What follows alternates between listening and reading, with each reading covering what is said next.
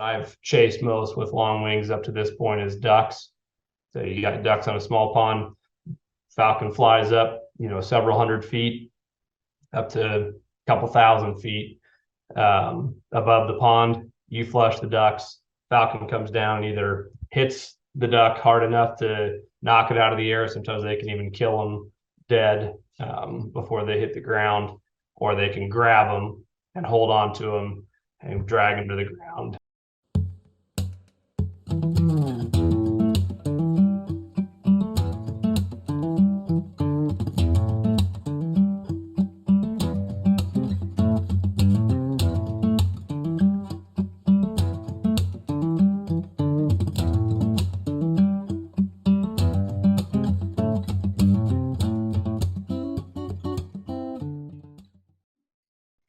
All right, and hello, welcome to this podcast of Hunting Illinois. Today we've got a couple special guests with us, and we're going to be talking about a topic which is a really interesting topic. It's one aspect of hunting that I would say may have the least people that kind of know about it, and that's falconry. And falconry is a super cool thing. Luckily, my family married into it. My sister's husband is here on this podcast with us, Nick Mazzara. He has been doing falconry ever since I've known him. I think you said you started when you were 14, right? So you've been talking for most of his life. He's been doing falconry, which is pretty awesome. And it is just a really unique and cool way to hunt.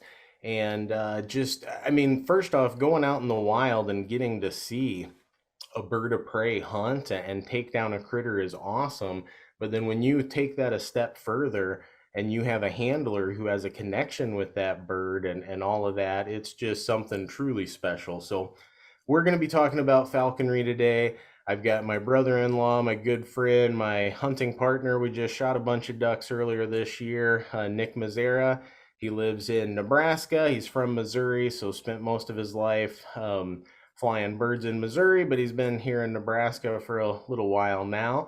And then we also are lucky to have somebody from Illinois who's just getting into falconry. We've got Sean sitting down with us today, and that's great. He's going to represent a lot of you out there who are Illinois residents who are interested in getting into hunting, and maybe you've had an interest in falconry, you've heard about it, but you have no idea where to start. Hopefully this podcast will help just give you a direction to go.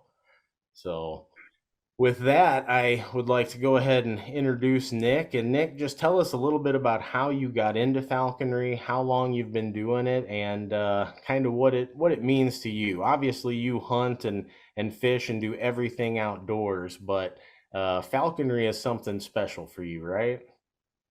Yeah, absolutely. So like Curtis said, my name is Nick Mazzara. I'm a regional representative for Pheasants Forever here in Western Nebraska. And I've been a falconer since I was a freshman in high school, which going on a little over 15 years ago now. First, heard about the sport of falconry from a book called My Side of the Mountain. It has a reference to falconry in it. I won't go into all the details, but I thought, man, it was really, really cool story and a really cool activity to engage in. And I started doing research and found out that people still practice it today, and just decided, man, this is something I want to be a part of. And from there, I found somebody that did it close to me whenever we moved to Missouri. And they were nice enough to take me under their wing, so to speak, show me the ropes, become my sponsor, and help me get started on the path of becoming a lifelong falconer. That's awesome, man. So you mentioned one thing right off the bat, a sponsor. So just in a very intro level, tell us about getting into falconry, because you do have to have a sponsor. You start off as an apprentice, right? And you have to move through these different steps until you're at the level you're at now, which is master falconer, correct? Right. So in order to become a falconer, you have to pass an exam. I don't know of any state that's different, but each state kind of has a little bit of different take on the regulations. So you'd have to look and see that typically you have to pass an exam with 80% or better, and the tests are pretty standard, but some states have kind of rewritten what the basic guidelines are. So you have to look and see what the study materials is recommended in your state. But 80% or better, you have to pass a facility inspection. So you have to have all the equipment that is required to house and have proper husbandry for your bird. And then you also have to have a licensed falconer who is either a master level or has been a general for over 2 years, is the typical legal requirement before somebody can take on apprentices. And they have to agree that, hey, I'm going to take this person, like I said, under my wing, show them what falconry is about, and teach them in a more hands-on way. The United States is very fortunate to have that apprenticeship program with falconry, because falconry is one of those things that it's not super easy to learn without doing. And so to have somebody that is there kind of looking over your shoulder, helping guide you, is incredibly beneficial.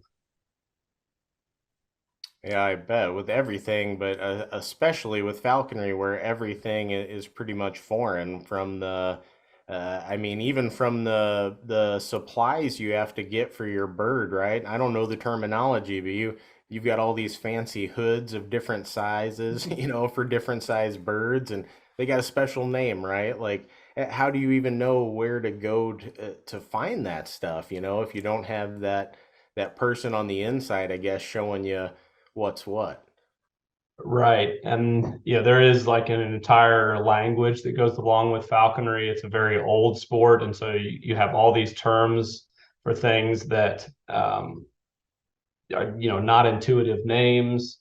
And one other interesting aspect of falconry is you're interacting with an animal that has a very different type of cognition and a very different brain than most domestic animals that we interact with on a regular basis. They're not like a dog. They're not like horses. They think very differently. And so there are some, really similar principles. If you can train a dog, you can train a hawk or a falcon, but they don't think the same way that most domestic animals do. There's not like, a dog, if they pee on the floor, you can swat them with a newspaper, and they kind of connect the dots of, oh, this is something I should not do. But you can't do that with a raptor, because all that does is bring about a fear instinct. It's a wild animal. And so that if you yell at a bird, or, were to swat it on the butt, so to speak, it's just going to want to leave, rather than connect the dots that, oh, that's not a positive behavior for me to do, and I should stop doing that. Yeah, do you think like that was the biggest learning curve, is how to sort of connect with the bird? Yeah, it's definitely is a challenge, but like I said, there are some really similar principles. It's all positive association and hunger management when it comes to raptors. So one of the requirements for you to have as a falconer is a device for weighing the bird. So that's a big part of our training, is you're positively associating food with you. And so as you take this wild raptor and its fear levels come down and its hunger levels go up, it's more likely that it's going to eat. And once it starts eating, starts those wheels turning, that, hey, maybe it's not so bad being around this weird monkey with a hat on. And that then you start asking it to jump to you, and you're weighing the bird typically at minimum once a day. I usually weigh my birds a couple times a day if I'm training them a lot. And then you create this log of, okay, at this weight, this is the behavior that I got out of the bird. And so you kind of start to create a baseline understanding of, okay, bird is hungry at this weight it's not hungry. And so you kind of manage that with how much you're feeding them. You want them to stay in top physical shape, but also be hungry enough so that they don't look at you and go, maybe it's not worth putting up with you being around, because they can leave at any time once you start hunting, which that's what falconry is all about. We're not here to just have birds as pets. We're here to take them out with us and hunt. That's the whole goal of falconry. Yeah, I've been lucky enough. I've got to go out with you a couple times with red tails in Maryville going after rabbits, which was super cool. But then this most recent time was with Peregrine going after ducks, and just a completely different experience. So even the diversity, which obviously I've only gone a couple times, I've seen just a fraction of what you've seen, but even just the diversity of what I've seen is pretty impressive, and it's all within that falconry umbrella, which is really cool. So, Yeah, oh, go sorry, ahead. go ahead. No, go. As I say, the world is kind of your oyster once you get going in falconry. There are tons of different hunting styles, tons of different birds that are available to you that hunt in different ways. Everything from, like you said, chasing rabbits and squirrels with red-tailed hawks, which typically your bird is flying along the trees with you and looking for prey that you're kicking up. They come down, catch it, and then you go up, dispatch the game for them, or if they've already killed it, great. And then you trade them for another piece of meat, put that in your game bag, and you can either be done for the day, which is pretty typical, or maybe you can go and try to get more if your bird is tolerant of that. There's all different kinds like accipiters, which are goshawks, Cooper's hawks, and sharpshins.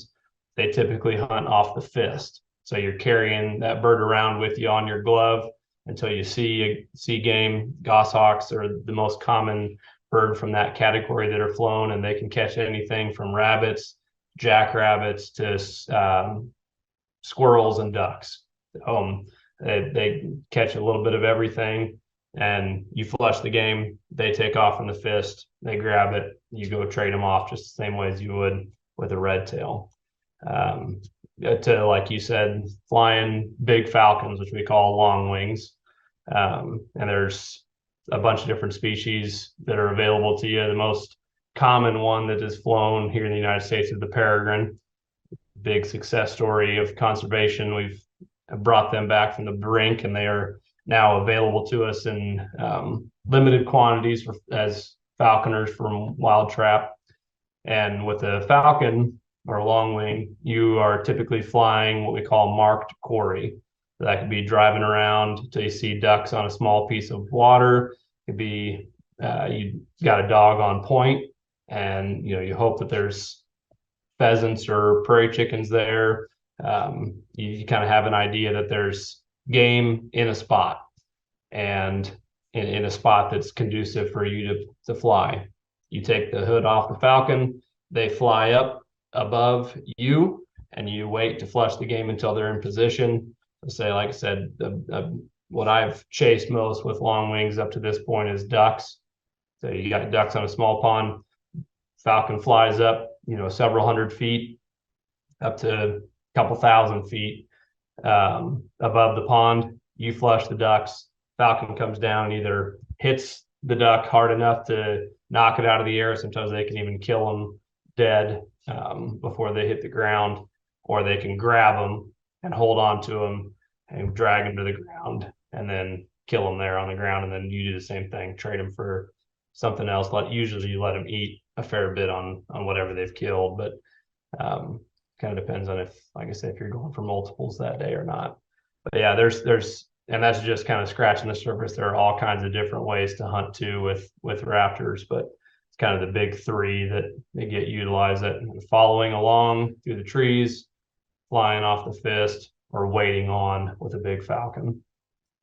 And so is that kind of up to the person to choose, or is that kind of depend on what habitat you have around you, and that more dictates what kind of bird or what style of hunting you should try? Sure, that's a great question. So as you start out as an apprentice, you are limited to, in most states anyway, either a red-tailed hawk or a kestrel for the first 2 years. And um, it's whatever choice you make as far as that goes. You try to choose the bird that is best suited for the quarry that you have access to, the game you have access to chase.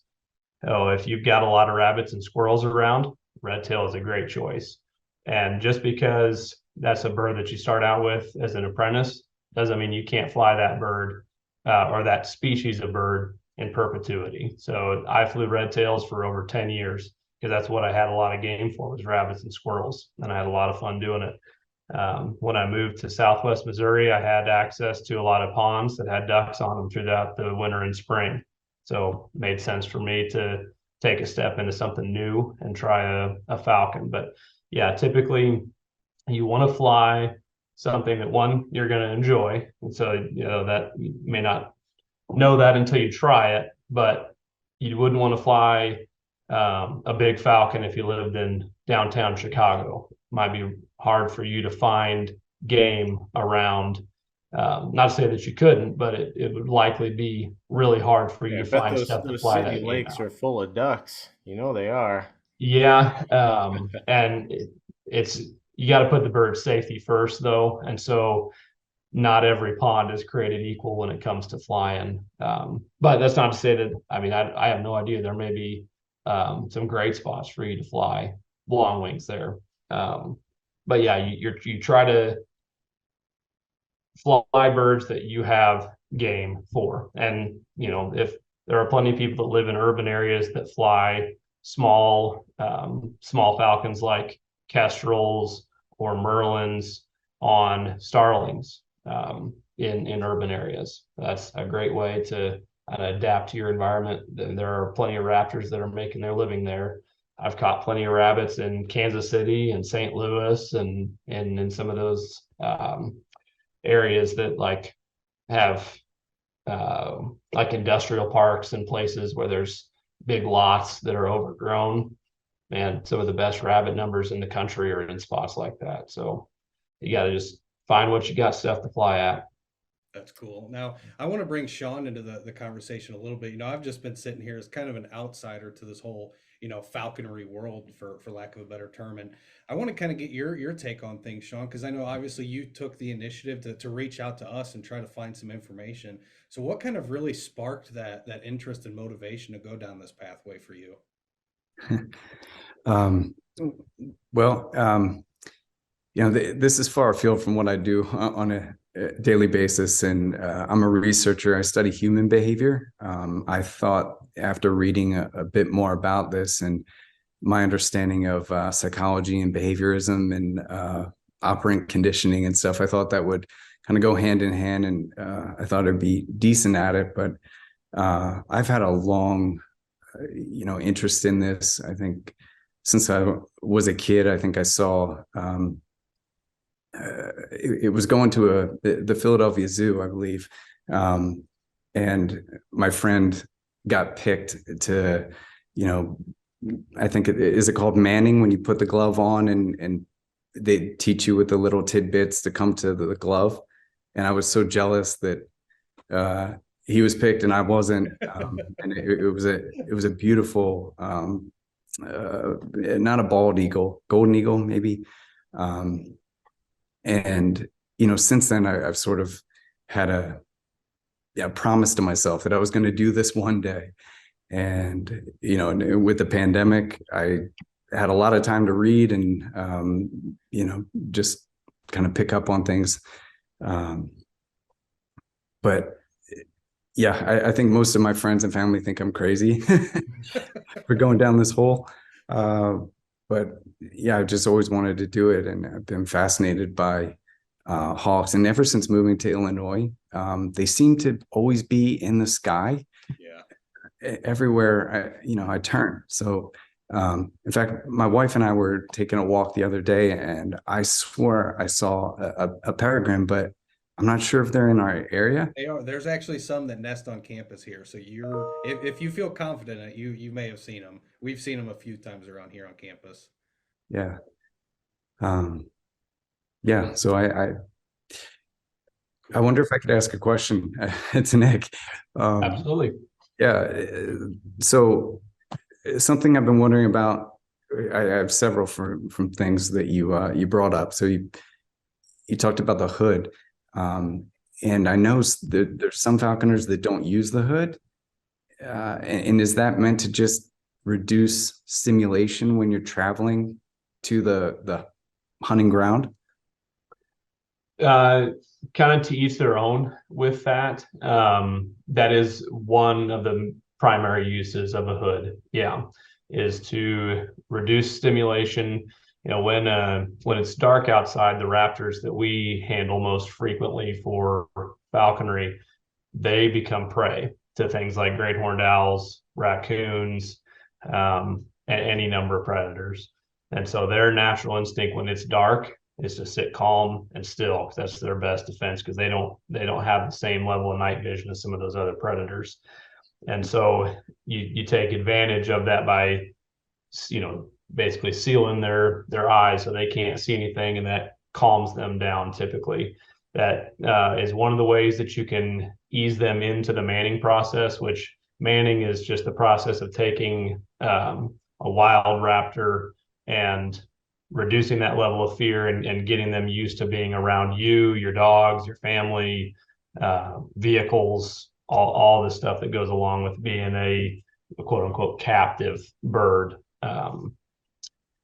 And so it can ease them into that. There are some birds that tolerate it better than others. And there are some falconers that don't really feel it necessary to use a hood.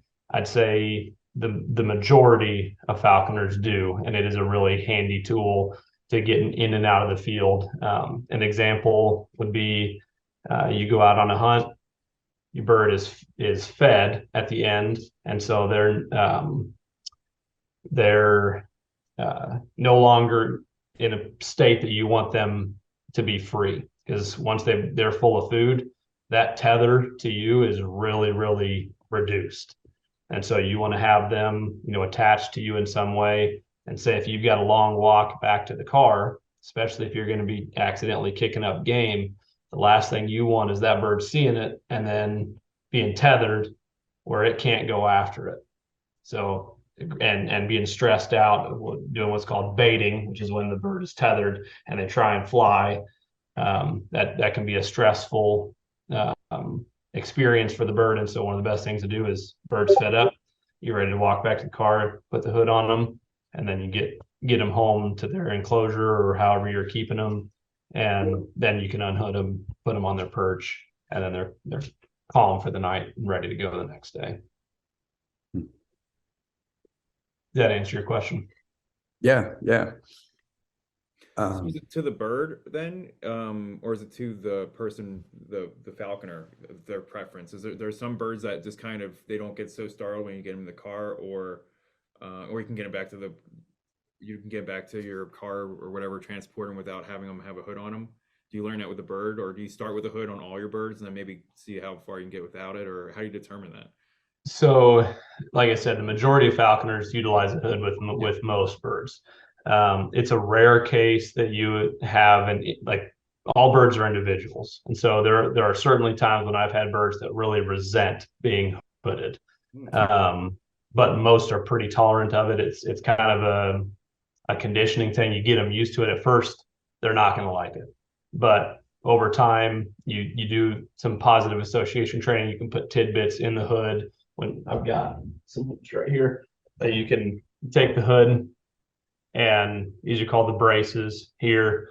And before their beak goes through here, before you put it on them, you can put a tidbit in there, put it up by their face. They take a tidbit, and then the hood goes on. And then you can leave the braces open. This is what keeps it attached to the bird. Or you can do what's called striking the braces, just pulling it tight and just cinches it down a little bit so they can't get it off their head. And then you can put a tidbit, say you've got your bird on the glove, put the hood on, put a tidbit on the glove, unhood them. So then when the hood comes off, there's another positive association. So you just do that repetitively and get them used to it. And you can do that in situations like in a darkened room, so that it's not as intimidating having something coming at their face. They can't see it.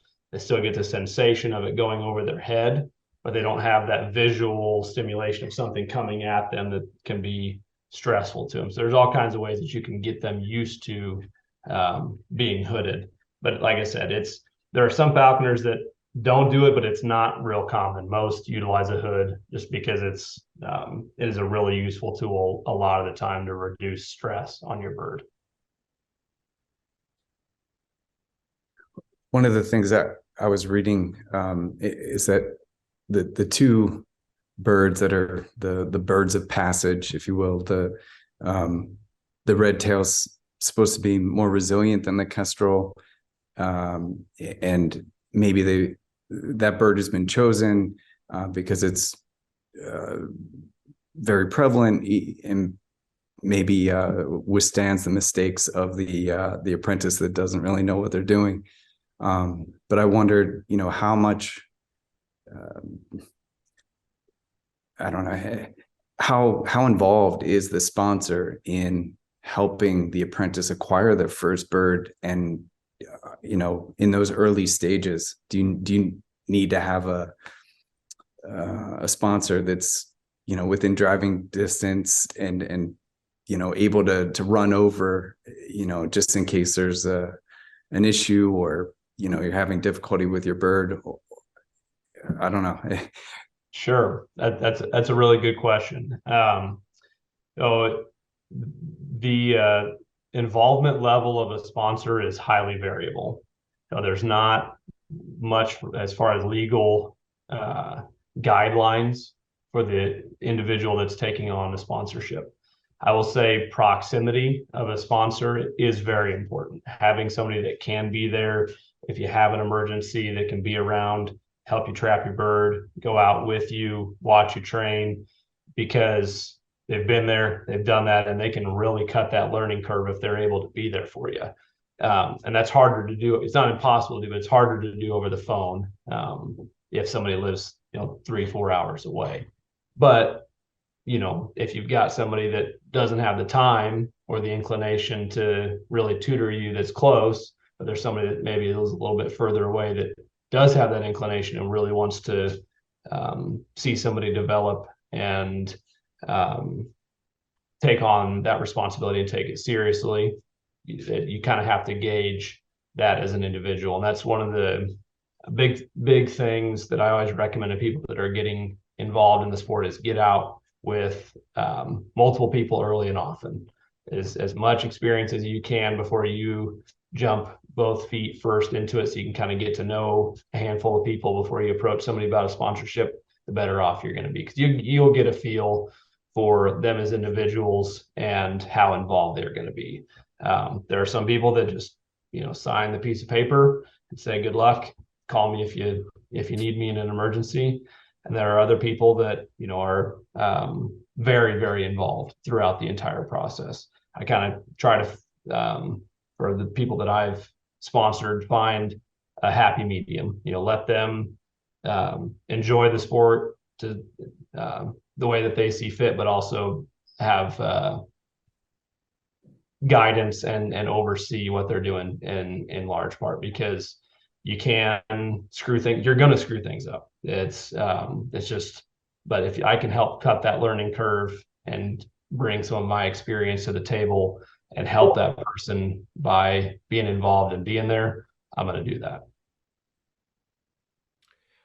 How do we go about finding sponsors? Is there organizations that people usually go to and try to find them that way, or just looking around the internet and just trying to find different websites that have chat rooms or some type of board that has conversations going on, or how's that process?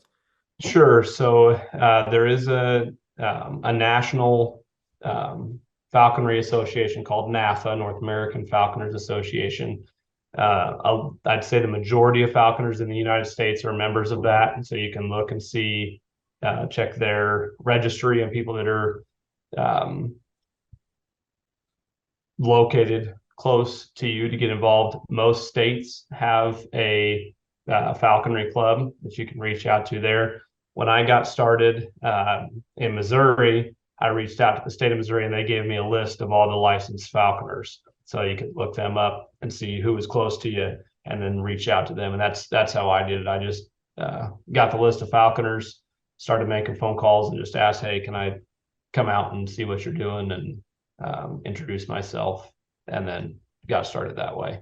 There are, trying to think, there used to be some like more message boards and stuff that you could message people on. I don't know of any that are real active anymore outside of NAFAs. They do have like a chat board on their website as well, if I remember right. So anybody that's interested in getting started in falconry, I would highly encourage you to join NAFA. It's a great way. They send out quarterly publications with all kinds of great information. You get connected with some really incredible people.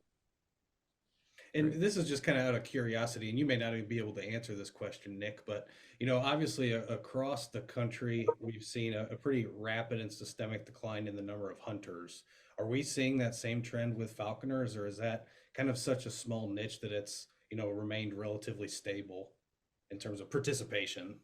We've actually seen a pretty big uptick in the last handful of years, especially with women in falconry. It's kind of been a big resurgence in the last 5, maybe 10 years.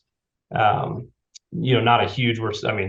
Big for us is adding 100 people nationwide. So still we're a very small, relatively tight-knit community, but from what I understand, yeah, it's actually growing rather than declining right now, which is really cool to see. Yeah, especially with even Sean mentioned it a minute ago.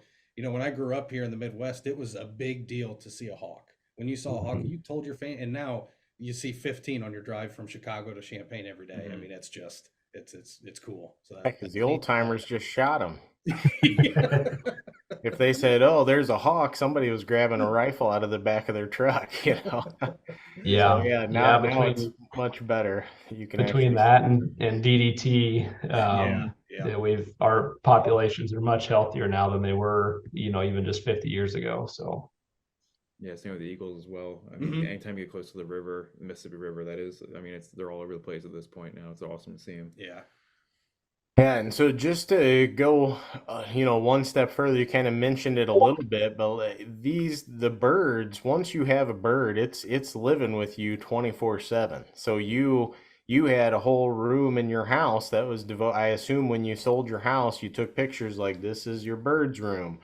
I don't know. I didn't see the Zillow listing, but yeah, so you had a whole room in your house devoted to that bird. It's living with you 24 hours, and that's the structure that basically the state has to come in every year and look at it and make sure it meets certain criteria.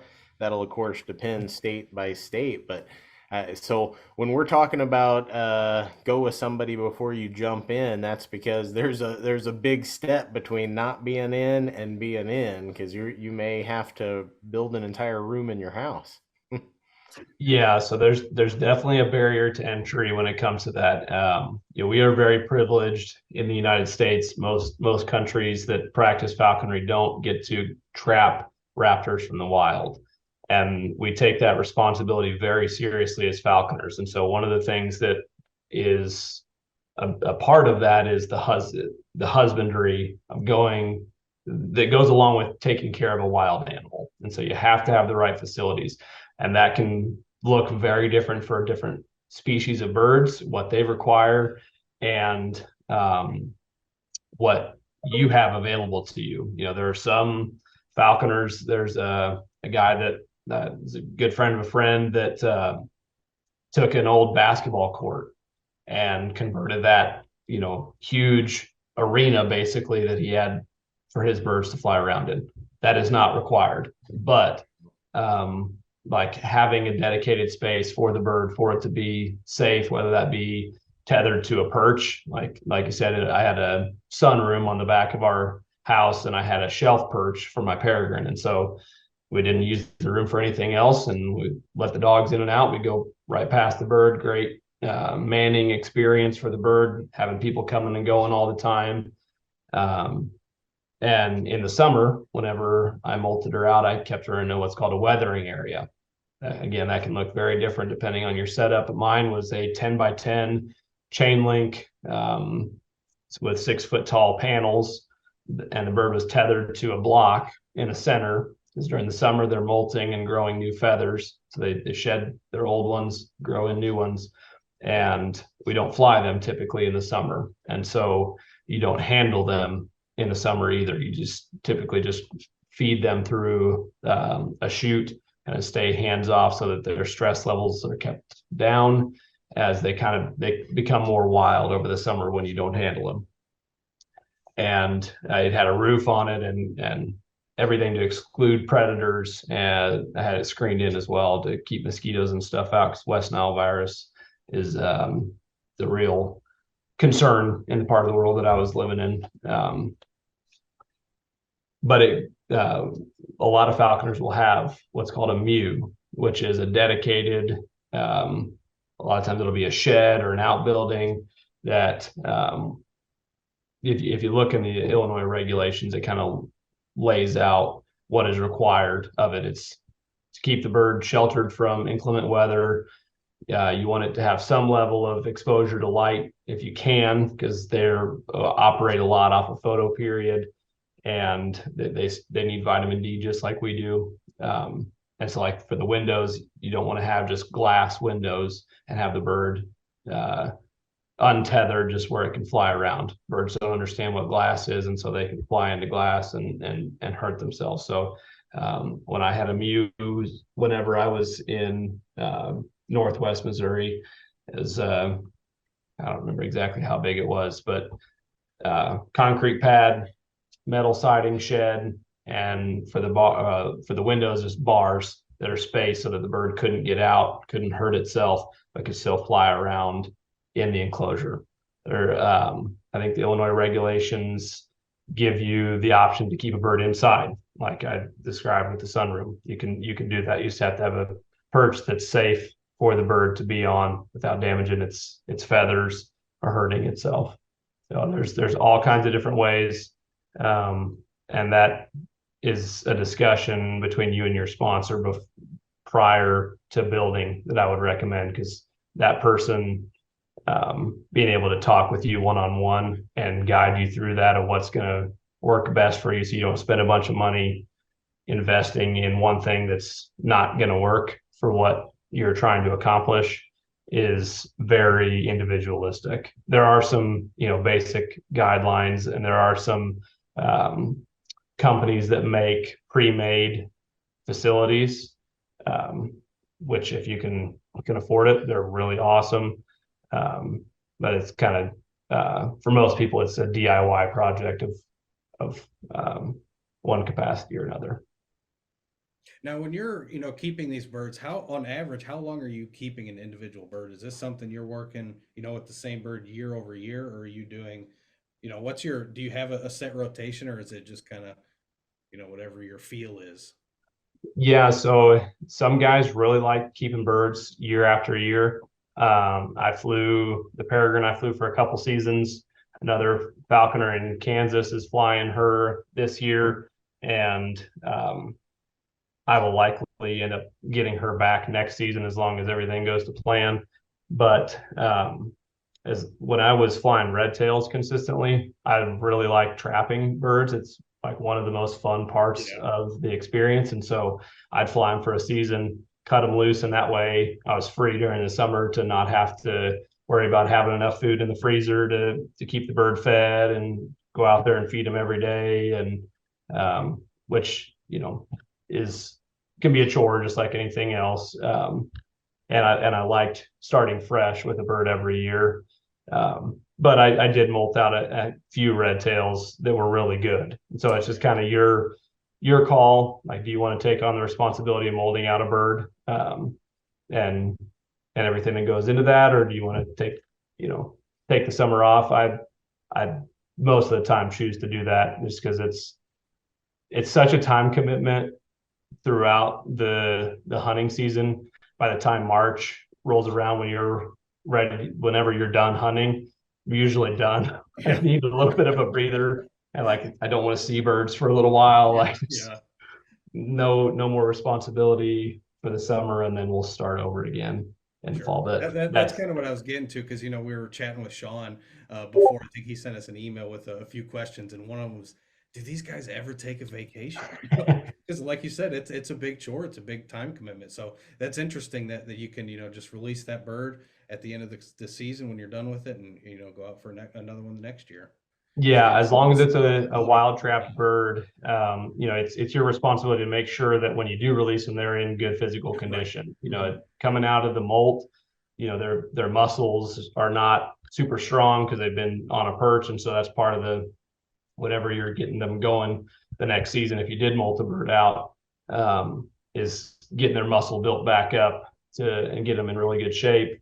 Um, so you got to make sure that when you do release them, that they are set up for success. So like the peregrine that I flew is a tundra peregrine, and they hatch in northern Canada. They migrate all the way down to South America. And you think that a bird that's has the name tundra would be really um, cold tolerant, but they're not, because they leave whenever it starts getting cold up there, and they don't come back until it's warm. And so they're not super cold tolerant birds. So it would be irresponsible of me to let her go in January when it's -10 here in Western Nebraska, when what she's acclimated to being is being down in South America where it's 75 degrees that time of year. And now she's 800, 1,000 miles away from where she should be at that time of year. That'd be pretty irresponsible of me to do, or to take a bird that, like I said, is in not peak physical condition at the end of the molt and kick them out without getting them built back up to where they need to be. So yeah, as long as it's a wild trap bird, they revert back very quickly to being a wild bird and being wary of people again. Within a couple weeks, if you trap that bird again, you'd have to start from square one because they're already back to being afraid of people. But as far as your question, Sean, about like taking vacations and stuff, that's one of the great things about the falconry community is that we help each other out, and there are allowances within the regulations for you to have somebody else take care of your bird. That can be another licensed falconer, and they also allow it to be somebody else that you dedicate. You just have to fill out paperwork saying, hey, this person's taking care of my bird for this period of time.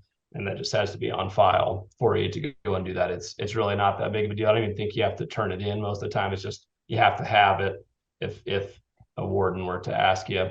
And I try and set up my facility so that if I do need to go on a work trip or go on vacation, that it can be really hands off. You just have pre-portioned meals that are in the freezer, and have one thawed ready to go. Person sets out the next one, comes by that day and just drops the food through the food chute for the bird. Just make sure that everything's okay. You can even have like cameras set up. I've done that in the past, just so you can check and get an alert if there's something that's going on, and have somebody come over and take a look at it if you're not there. Which as long as you've got a good setup, it's usually the birds kind of take care of themselves once they're settled in, but it's always good to keep an eye on them. You mentioned cameras. I'm big into technology. I thought about like a Wi-Fi extender and a camera, but also been reading more about, is it telemetry? Is that's optional, right? And Yep. But also it seems like more people do it than not, maybe. Probably these days. I mean, it depends on what you're flying. Red tails, it's not super necessary because they tend to hunt pretty close to you as long as you've done your job. But having that peace of mind is really helpful. So telemetry is directional radio signal. So you put a little transmitter on the bird. It's usually, should have grabbed some to bring up here, but about half the size of a peanut shell, one half of a peanut shell, and then it's got an antenna on it. And then you have that sends out a signal, and then you have what's called a Yagi antenna that's a receiver. And so bird is over here, pointed this way. You might hear a beat that's soft. Swing your arm this way, it's pointing at that direction, and the beat gets louder. So okay, I need to go this way. I fly with GPS on my Falcon, so I get every 3-second updates on altitude, speed, and direction. And so that just because of the nature of flying falcons, they're ranging way out from you. They're not hunting super close, and they can cover ground in a hurry. So there have been plenty of times whenever that has saved my bacon. But I flew red tails without telemetry for about 10 years. I flew a few with telemetry, and it definitely is helpful, but it can be a big investment. And so it's not necessary. What the traditional way of flying red tails before we had all this fancy equipment is with bells. And so you put a special kind of bell that are really loud, and you can get them at a bunch of different falconry supply places, tether them to the bird's legs, and every time they move, makes a sound. And so that's kind of how you keep track of them in the woods, because as you can imagine, a mottled brown and kind of tan bird is not the easiest thing to spot all the time, especially when they don't want to be. There's been plenty of times whenever, I don't even hear the bird until they're on the ground with a rabbit on the edge of a brush pile. And I just kind of sit there and wait till I hear the bells and I go, okay, it's over here, this direction. So that's kind of how most people keep track of the birds without telemetry. That decision to fly with or without is up to you. It certainly at times would have been really advantageous for me to have that on a bird. They are wild animals and they can leave at any time, and they do and have. So being able to track them down after the fact, when they're out of earshot would be nice, but it's not a requirement. For red tails, if you're flying captive raised birds, you are required to have telemetry on because they're not supposed to be released to the wild.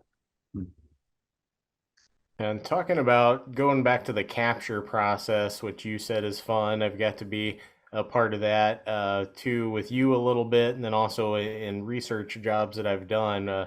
Super fun, but just for the people that don't know, what are you using? You're using generally a falconry, a BC style trap, right? Could you just describe that? It's basically like a mouse cage covered in little monofilament nooses, right? Yeah. Again, I wish I was more prepared. I would have had some stuff here on my desk ready to show you, but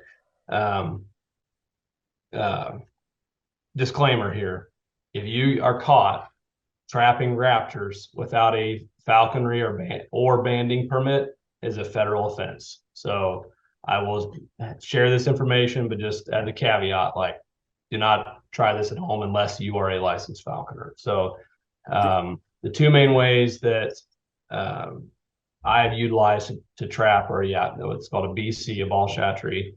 And there's all kinds of different styles. The kind I use, it uses hardware cloth. So it's like a 1/2-inch metal mesh dome, about about the size of your soup bowl. And then it has a plywood base that's stapled to, and then it's suspended in a rebar ring so that the bird can't carry the trap off, because especially on windy days, they're stronger than you think, and they can carry some weight. And then attached to that hardware cloth dome are fishing line nooses. You tie them a bunch of different ways, but mine are usually 1.5 to 2 inches in diameter, tied all around the top, and then you put a mouse in it, and you drive along till you see the raptor that you want to trap. You're usually driving kind of country roads that are not busy, where you're likely to see raptors. And what we're trapping are first year birds, so birds that were hatched in the spring, and we're typically trapping October, November, sometime in there. So they're less than a year old, and you can tell that they're less, for red tails anyway, less than a year old, because they lack that rusty red tail that you think of whenever you see a raptor. They're birds that are in their first year plumage have like a brown and with stripes tail. They tend to be more monochromatic than adult red tails. There's all kinds of field IDs from the color of their eyes is another giveaway. That's something that comes from looking at hundreds of raptors, over the years, that you can kind of tell pretty quick whether or not it's a first year bird or an adult, which we're not allowed to trap and utilize for falconry. You slide the trap out the car without spooking the bird. Bird comes down in an attempt to get the mouse, gets its feet caught, and you run up and grab it without getting footed, ideally, because most people think, oh, you know, you don't worry about their beak. Well, their beak, yeah, it hurts if they bite you, but their feet have ratcheting tendons, and they're very, very strong for a bird that weighs less than 3 pounds. If they grabbed a hold of your hand, talon could very easily go in one side and out the other. So that's what you really got to watch out for. Another method that we use to trap is called pigeon harnesses. And this, you take a live pigeon, it's got a leather kind of vest jacket that goes around it that enables it still to flap, and a line down to a weight so they can't carry it off, and then monofilament nooses that are attached to that leather vest or harness around the pigeon. Throw that out the window, going a safe speed in an area where the bird's not going to get hit by a car or anything. When it comes down to try and get the pigeon, and again, it gets its feet caught in the nooses, you run up and grab it. And there are all kinds of different traps, from dogazas, which are nets that are real fine that you can set up. Portable dogazas are pretty common for catching falcons. Bow nets are really common for like trapping setups, which, you know, it's a half circle net that you can trigger remotely. You have bait in the middle, push a button, net flops over the bird. Those are not as common for people that are out like driving roads and trapping. Like I said, it's more for like stationary, like if you've got a dedicated spot that's a migratory corridor for raptors coming down, that you would utilize a trap like that most of the time. But yeah, there's all kinds of different methods. Those are kind of the main ones that we utilize. You mentioned not doing this, unless you're licensed, and that's one thing. But like reading through all the regulations has got me scared, and I worry about making a mistake in identification. And is that why you have a sponsor with you? So if you catch a bird that's not one of the 2 birds that you can have, well, at least you've got your sponsor who is allowed and can say, hey, that's not the right one, try again. That's part of it. There is some allowance. I mean, for one, they're wild animals, and there's plenty of times whenever I've thrown a trap for one bird and had 3 others come in and try and catch it, so that you didn't see, or maybe you did but you weren't trying to go for. So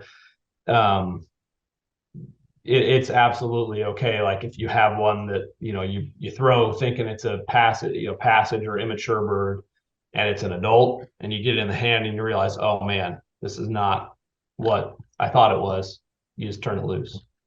And I've even had heard of people that have like misidentified something. There's some birds that are harder to identify than others, and red tails especially are highly variable. And so sometimes you can get fooled thinking an immature bird of another species is a red tail, and you get it home and you realize, nope, or your sponsor takes a look at it and says, nope, that's a passage Swainson's or something, whatever.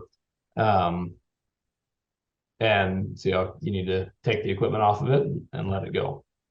So yeah, I think you have like 10 days to report the bird that you've caught typically. But one of the great things about the sponsorship thing is hopefully they're able to be a little bit hands-on at that point, because trapping can be a learning curve for sure. And bird ID, especially if somebody is new to the whole bird ID game, raptors are not the easiest place to start, because a lot of the like young birds are brown and white, and it's just different markings that are pretty subtle, and so it's not always the easiest for somebody that hasn't handled a bunch of them to tell what they've got. I have so many questions. All right, so my wife inherited. She got back her Quaker parrot that she got when she was 14. We got that back from her house, and so now we have a Quaker parrot in the house. And I've never had a bird before, and I'm terrified of it. It's about a 6-inch bird if you don't know what a Quaker parrot is. And I put my finger out for it. You go step up, and it steps up on your finger there. You can pet it and do whatever you want, but it took a chunk out of my finger quicker than any other animal I've ever held before. So how do you get over like the initial fear of handling a bird that people are so not used to handling this type of animal? I mean, they have giant knives on their hands. They have huge sharp beaks. So what are the safety precautions that you're normally taking? And then what is the getting someone used to the process of actually handling these large birds? That's an interesting question. I've not been asked that one before. So the No one's number been one like, safety. I don't know if I want to grab this right now. Like I would be so like, the only other thing I can think of is I used to catch snakes as a research project, and you guys got to come down to, you got to be, Just got to do you it. have to have the confidence. Anytime you hesitate is when you're going to get bit. You need to be like, Right. bam, and then you got it, right? So I imagine handling a bird's the same way. Like whatever movement you make has to be just one solid, just go and then grab them and then just be very confident in your movement. But anyway. Yeah, and it's a little bit of just like learning to read behavior too. So like there's a few precarious moments. The first is when you go to grab it on the trap.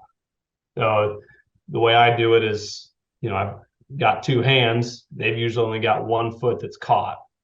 And when a raptor, most raptors anyway, when they, red tails, okay, we'll put it this way, different birds react differently. Like falcons tend to just try and fly straight away from you. But when you run up to a red tail that is caught, its initial instinct is to try and fly away. When it can't do that, they flip over on their back and they put their wings out. They raise all the feathers on the back of their head, and they open their mouth and they stick their tongue out, and they've got this backwards forked tongue. And I wish I could show you a picture. They look like a dragon. They are super intimidating. And what I do is I take my left hand and I get their focus on my left hand and get them paying attention to that up by their head so they can't see what I'm doing by their feet. And then I come in behind and I scoop their legs and I put one of each leg between these fingers and I just grab like this. So then I've got a foot sticking out here and a foot sticking out here, and I've got their ankles. And from there, I get their feet out of the trap, and they're not going to, at least for red tails, reach down and try and bite me.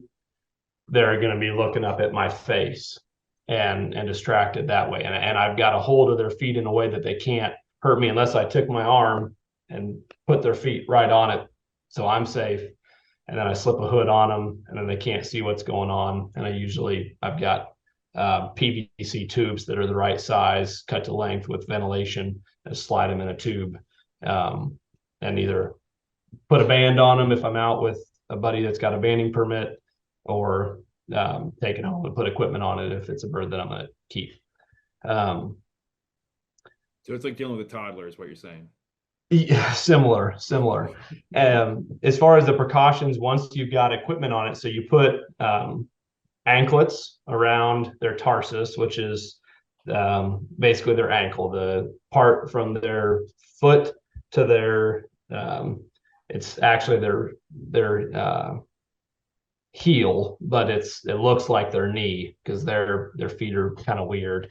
But that part that's not feathered that you think of when you see their leg, and you put an anklet, which is a leather strap around that with a hole in it, and then you put a jess, which is a leather strap that goes down to your glove to that, and then you attach those jesses to a leash, and then you have a glove on that's could be as simple as a welding glove. That's what I started out with. It's thick leather, or there are dedicated falconry gloves.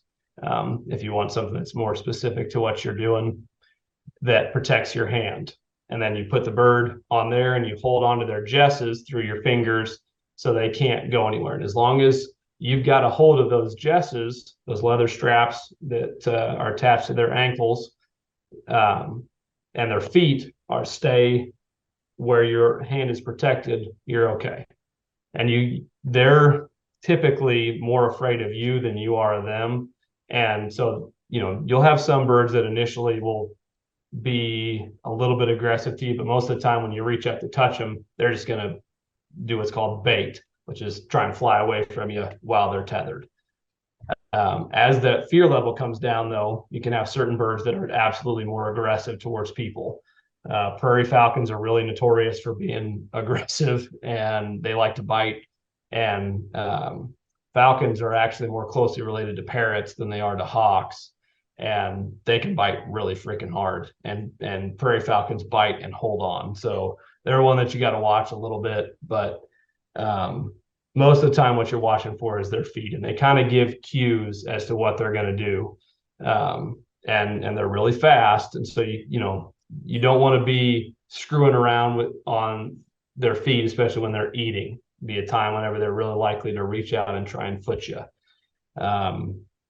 But one of the parts of the manning process of getting them used to being around people is getting them used to being touched. So I'll reach up and kind of touch their feet so that they get used to me having my hand there and not feeling aggressive towards that, because I want to be able to work on their equipment as I need to. Change out jesses. When we're hunting, we don't fly with jesses that have holes in them to attach to our leash, because those holes can get hung up in brush.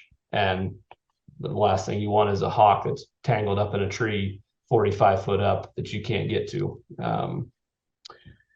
And so you got to get them used to that. So that is part of the training process, is getting them acclimated to being handled without being aggressive. But certain birds, you just, like I said, you learn to read their behavior a little bit when they start slicking down their feathers, and their body feathers. You can say, okay, they're getting bothered by this, so I need to stop what I'm doing, let them calm down before I proceed, because otherwise I'm going to end up with some extra holes in my digits.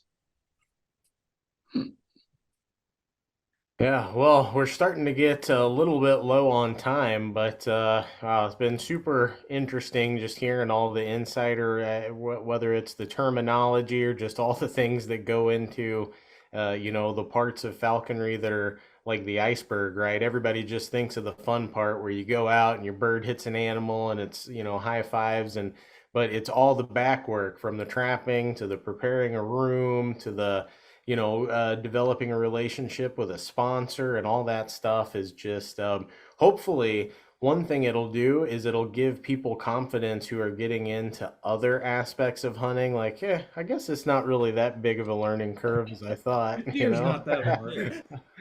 But no, Sean, I know you as somebody who's just getting into it here in Illinois. Do you have any last questions for Nick before we cut them loose? And one thing I should mention, we're definitely not done in the falconry realm. We're going to be meeting and talking with the Great Lakes Falconry Association in one of our next episodes here. So hopefully we'll get to ask them about some local sponsorship opportunities and where people can look into those type of possibilities, and then also how people can get involved in that group. So not the end of falconry, but any last questions here, Sean, before we cut Nick loose to go, pheasant hunting or prairie chicken hunting or whatever cool thing he's doing in western Nebraska today? Oh, it's Raylan's birthday, so that's tomorrow. But anyway. Well, maybe Nick wouldn't mind if I followed up with an email or two here and there. But absolutely, yeah. Nothing burning at this time. I mean, the biggest hurdle, I think, of course, is connecting with a sponsor that's local. And I've been worried about the building of the Muse and worried about these cold winters in Illinois. And, I think if there's a week of really, really bad weather, would I have to bring that bird inside of my garage to weather the storm? And then, how much insulation would be needed for that structure? Because I'm not going to be allowed to keep my bird inside my house. Yeah. Sure. So they are pretty resilient, and that's one of the benefits of red tails, and also weighing your bird every day. So if it's too cold for them, they'll let you know because their weight will drop big time. Um, I've had them out in stuff that's like, yeah, I mean, they're surviving in the wild in it. And so they're pretty resilient. But yeah, there are definitely times whenever I've wanted to bring birds inside where it's not as cold. That can be a concern if it's -10 outside. I'd be looking to bring a bird inside, and there are ways to do that that wouldn't require having like a huge dedicated space inside. There's what's called a giant hood, which works really well for red tails. And so there are portable versions of that, which is what I utilize whenever I'm traveling to and from the field. It's just a box with a perch inside that's smooth so they're not going to damage their feathers. And it's dark, but with enough ventilation where they can still breathe. And How big is that? oh, through 2.5 foot long, foot wide, and 2.5 foot tall or so. How long And would it be ethical to keep it in there? so I in a bigger version of that, which is probably 3.5 foot cube, would keep birds in that for extended periods of time because it's a really great way to keep them calm, rather than turn them out into a mew or a weathering area where there's a lot of stimulation, especially for new birds. So yeah, it's not a problem as long as they've got proper ventilation. You're changing out whatever medium you've got to catch their mutes, which is our term for their poop, so that there's not ammonia buildup and that kind of stuff. It change those out every day or two. Um, you can keep them in there indefinitely if you had to. It's not ideal, but if you're flying them every day and that's what they're in, then they're getting plenty of exercise and time out, because the hunting style with falconry is much more active than what they do in the wild. Their red tails are primarily ambush predators, and it's pretty active getting out and chasing rabbits with you hopping from tree to tree, more physically demanding than what their wild hunting style is most of the time. So, Thanks. yep. And like I said, feel free to shoot me an email or share my um, contact info with you. You can give me a call if you want to chat some more. Sure, and if people are looking, if they've got that interest in falconry and they want some good, really great falconry content, you operate Tail Chase, right, on social media. You want to give that a shout out so people can look for it? Sure. So me and a good friend of mine have a podcast. You can find us at tail-chase.com. Or we're on basically everywhere you get podcasts. Not anything super recent, but there's some good backlog there. You can follow us on social media. I think on Instagram it's Tail Chase Productions. Our email is the tail chase guys at gmail.com, and that's TAIL for tail chase. So yeah, there's some good stuff that we've put out through the years, and we're hoping to get that going again now that things are a little bit settled in since the move and all that. So yeah, I appreciate you letting me plug that, Curtis. Yeah, it's been a busy little while there for you. Moving to a new state, starting a new job. You doubled your amount of kids in the house. It's a lot of stuff. Yeah, it's been a whirlwind year in a good way for sure. Cool. Well, definitely thanks, Nick, and thanks, Sean, for sitting down with us today and talking about it. I know for Jason, Dan, and I, we're like flies on the wall just listening because, it's one of those things that I've got to do just a couple times. I don't know if you guys have ever even got to do it, but yeah, hopefully sometime we can rectify that. But a lot of fun talking about something new and something that a lot of people probably don't have a lot of exposure to. So whole new world. There's just so many different rabbit holes. I'm starting to understand that whole, what was that movie with Alice in Wonderland, right? It's starting to make sense through the looking glass. No, thanks for having me on. Yeah, thanks, Yeah. Nick and Sean. I appreciate Always, it. You. always glad to bend people's ear about something I'm passionate about, for sure. Awesome. Mhm. All right. Well, thanks, guys. Yep. You. Take Yeah, care. Yep.